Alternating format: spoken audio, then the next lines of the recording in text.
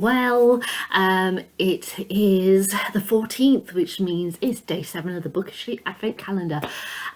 So you may notice my jumper. This is the Christmas jumper that I had. Well, I'd ordered two to be delivered for my office Christmas do last week, but they didn't arrive until last night. So literally like 8 o'clock in the evening, I had a knock on my door. So yeah, they finally got through the Royal Mail strikes, but I still got like one Christmas present for a relative that got dispatched at the beginning of December and still hasn't arrived, and there's strikes today and tomorrow. So at this rate, I'm keeping my fingers crossed it'll arrive before Christmas. We shall see. But anyway, I am here to open book number 7 on the Bookishly Advent Calendar. In case you haven't seen any of my videos to do with this calendar, I got the Bookishly Advent Calendar from a company called Bookishly, who I love, who make merchandise relating to books, and they have a 12-day Advent calendar where the books come with a unique dust cover design, and I don't know which books they are. They are all arrived wrapped up with a number on them. So here we go, number 7 of 12. Let's open it and see what I have. So should we try and guess from the back like I've done before? So, okay, I've got scientific equipment. I don't know what that means. Okay, what have we got here? Oh, okay. Oh, it's one I think I haven't read. I say that unsure.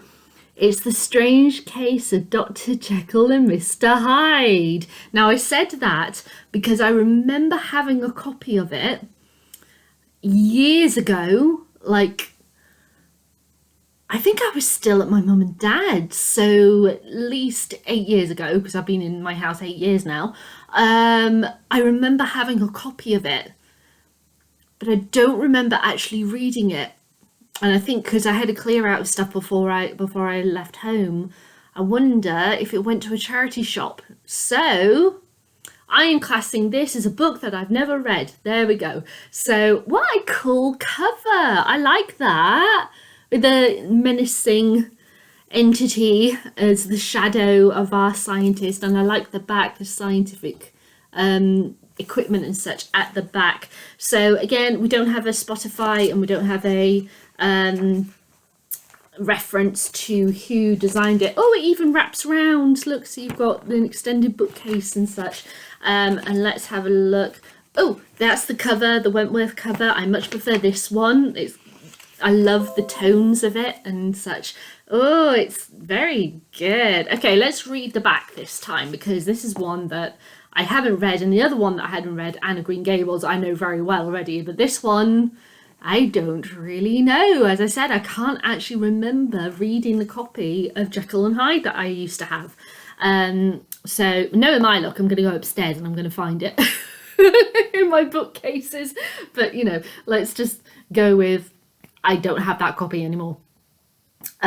So, in seeking to discover his inner self, the brilliant Dr. Henry Jekyll discovers a monster. First published to immediate acclaim in 1886, this mesmerizing thriller is a terrifying study of the duality of man's nature, and it is the book which established Stevenson's reputation as a writer. Also included in this volume is Stevenson's 1887 collections of short stories, The Merry Men and Other Tales and Fables. Oh, okay. So, The Merry Men is a gripping Highland tale of shipwrecks and madness, marking a sinister study of the mind and a murderer. Thrawn Janet, a spine-chilling tale of demonic possession. Oh gosh. Olala or Ola. I'm completely butchering this. I am so sorry. A study of degeneration and incipient vampirism. Wow, in Spanish mountains. Will of the Mill, a thought-provoking fable about a mountain innkeeper, and The Treasure of Franchard, a study of French bourgeois life. Oh, okay, so Robert Louis Stevenson is a writer who,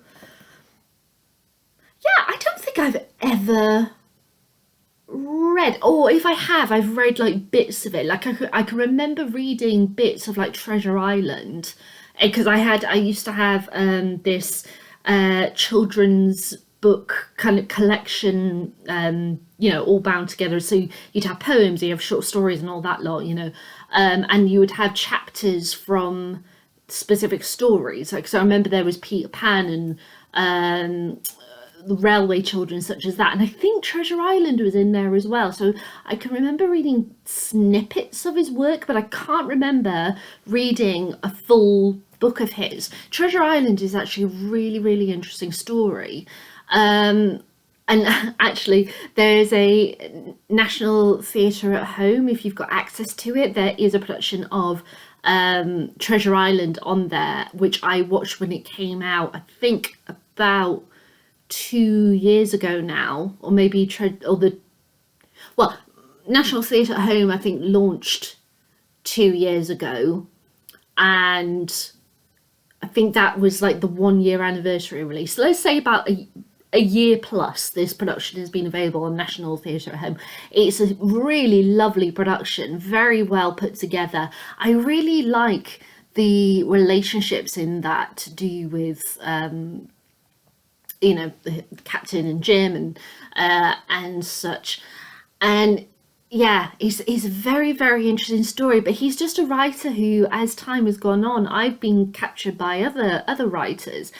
I just haven't looked at his work. So maybe this is a thing that I need to do. I need to look into some Robert Louis Stevenson, but I think definitely this is going to have to go then in my priority jar, along with Anne of Green Gables for 2023. It's not a long story at all. It's, well, hang on, let me find, because there are all of these short stories. So it is only 54 pages. I kind of feel like it should be longer.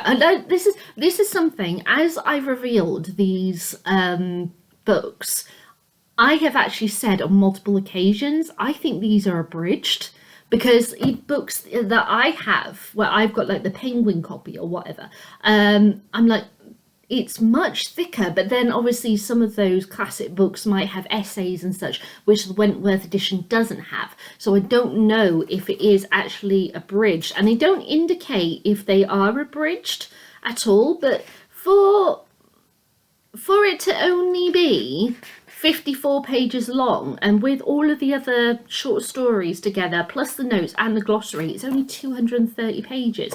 I would have thought that 230 pages would be Jekyll and Hyde alone. So, but then this is me where I don't know what the story is. I mean, let me just clarify that, just to be clear. I know what the story is, but I don't know what happens at the story. I couldn't tell you the ending of Jekyll and Hyde.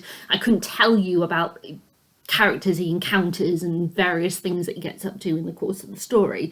I just literally know it's, about a guy with two personalities, because he's a scientist. He's trying to discover various things, and it's kind of like it's an experiment that goes wrong and causes this alternative personality to come out who's complete polar opposite to him. That's all I know. So so it would be very interesting to read, but at the same time I do wonder, is it worth me looking into other editions and seeing if they are longer before I start reading this? I don't know. But I love the design of this cover, I have to say. If I do get a different version, I might take the designed dust cover off this version and put it on that version instead. So then that way I've got it together. But yeah, I honestly thought it would be significantly longer than that. But yeah, I don't know the whole sequence of events and everything that happens. So because I don't know the stories and settings, let's do a bit of Googling. And then this is the bit where you get to look at me as I ramble on, trying to get something to come up on my screen, or I just, in silence.